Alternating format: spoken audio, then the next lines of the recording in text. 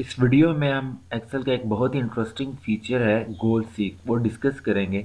Sometimes ऐसा होता है कि आप कैलकुलेशन में बैकवर्ड मूव कर रहे होते हैं। आप एक स्पेसिफिक आंसर तक पहुंचना चाह रहे होते हैं, आपको यानी आंसर पता होता है, और आप जो भी फार्मूला आप यूज़ कर रहे हैं, आप उसके इंग्रेडिएंट्स ऊपर नीचे करके किसी तरह उस आंसर तक पहुंचना चाहते हैं। फॉर एग्जांपल, आपके पास इधर आपको जो ये कुछ एक्सेल शीट में रेट, टर्म, प्रिंसिपल और पेमेंट नज़र आ रही है। बेसिकली ये जो पेमेंट है, ये एक फार्मूला का रिजल्ट है। जो फार्मूला क्या कर रहा है, जो कैलकुलेट कर रहा है कि अगर आपकी प्रिंसिपल अमाउंट 24,000 है और आपके पास 60 मंथ्स हैं, 60 आपने पीरियड्स हैं जिनमें आपने पेमेंट करनी है, ये लोन है कोई जिसको आपने रिटर्न करना है 60 पीरियड्स में, और रेट है आपके पास जो इंटरेस्ट का वो है 3.5%। तो आपकी मंथली पेमेंट कितनी बनेगी जी? आपकी मंथली पेमेंट जो है वो 437 बन रही है। अब सपोज आप ये चाहते हैं कि जी आपकी मंथली पेमेंट जो है वो 500 हो। ठीक है, आपका आपका डिज़ायर्ड आंसर ये है जी कि हम 500 तक की मंथली पेमेंट करें। तो उसके लिए अगर तो मैं वैसे देखूं तो मुझे क्या करना पड़ेगा, मैं थोड़ा रेट चेंज करके देखूंगा, टर्म्स चेंज करके देखूंगा, प्रिंसिपल चेंज करके देखूंगा, फिर भी आंसर नहीं आएगा, बार बार इन फिगर्स को ऊपर नीचे करता रहूंगा। एक्सेल में मेरे पास जो फीचर है जी गोल सीक, उसके थ्रू मैं इजीली अपनी जो डिज़ायर्ड आंसर है उस तक पहुंच सकता हूं फार्मूला के इंग्रेडिएंट्स में चेंजेस करके। कैसे जी? मैं जी अपने डेटा टैब पे जाता हूं। डेटा टैब के अंडर मेरे पास जी एक गोल सीक का फीचर है व्हाट इफ एनालिसिस के बटन में। व्हाट इफ एनालिसिस का एक बटन है, अगर मैं इस पर क्लिक करूं तो मेरे पास गोल सीक का फीचर है जी सेकंड नंबर पे। मैं इस पर क्लिक करता हूं और मेरे पास ये डायलॉग बॉक्स ओपन हो गया। सबसे पहला उसमें ऑप्शन है जी सेट सेल। वो सेल सेट करें जिसमें मुझे आंसर चाहिए, यानी जिसके लिए मैं कैलकुलेशन ये एक्सेल से करवाना चाहता हूँ जी। दूसरा क्या है जी? वैल्यू। वैल्यू मैं इस सेल में कौन सी वैल्यू देखना चाहता हूँ जी? ये जो सेल था J4, मैं इसे 500 इसमें वैल्यू देखना चाहता हूँ। मैंने इधर 500 टाइप कर दी थी।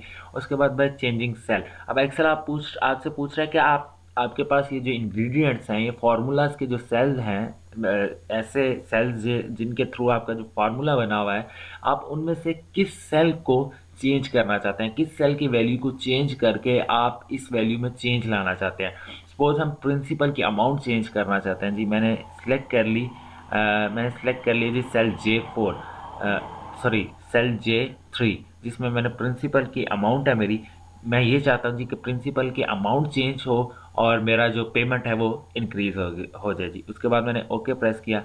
अब जैसे ही मैंने ओके प्रेस किया जी, आप देख सकते हैं कि आपकी पेमेंट जो है, जो डिज़ायर्ड पेमेंट थी वो 500 आ गई, और आपकी प्रिंसिपल की अमाउंट चेंज हो गई जी। अब आपको 24,000 लोन नहीं लेना प्रिंसिपल, बल्कि आपको लेना है जी 27,485 रुपीज़।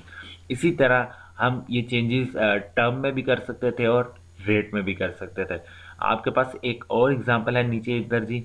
ये कुछ टेस्ट हैं कंडक्ट हुए क्लास में सपोज, और ये 6 टेस्ट कंडक्ट हुए हैं जिनमें आपके डिफरेंट मार्क्स आ रहे हैं, और एवरेज जो है सब टेस्ट की है वो जी 88 आ रही है। अब सपोज आपका एक टेस्ट रहता है अभी टेस्ट 7, और आप ये चाहते हैं जी कि आपकी एवरेज जो है वो 89 हो जाए किसी तरह। तो आपको ये मालूम करना है कि टेस्ट 7 में आपको कितने नंबर स्कोर करने पड़ेंगे अपनी एवरेज को 89 पे ले जाने के लिए। इसके लिए मैं गोल सीक का फंक्शन यूज़ करता हूँ जी। मैंने ये सेल सेलेक्ट किया, what if analysis goal seek set cell J40, यानी जिस सेल की वैल्यू को मैं चेंज करना चाहता हूँ वो कौन सी है जी? वो सेल कौन सा? J14। उसके अलावा मैं इस वैल्यू को किस वैल्यू तक ले जाना चाहता हूँ जी? 89 मैं करना चाहता हूँ इसे। फिलहाल ये 88 है मेरी एवरेज, मैं इसे 89 पे ले जाना चाहता हूँ बाय चेंजिंग सेल। किस सेल को चेंज करके? ये जो टेस्ट 7 का एम्प्टी सेल है इसे चेंज करके। अब जी मैं ओके प्रेस करता हूँ, और ये देखें जी एक्सेल कैलकुलेट कर रहा है उस वैल्यू को, और एक्सेल ने कैलकुलेट किया जी कि अगर आप 95% स्कोर करते हैं टेस्ट 7 में, तब आपकी एवरेज जो है वो 89% होगी जी।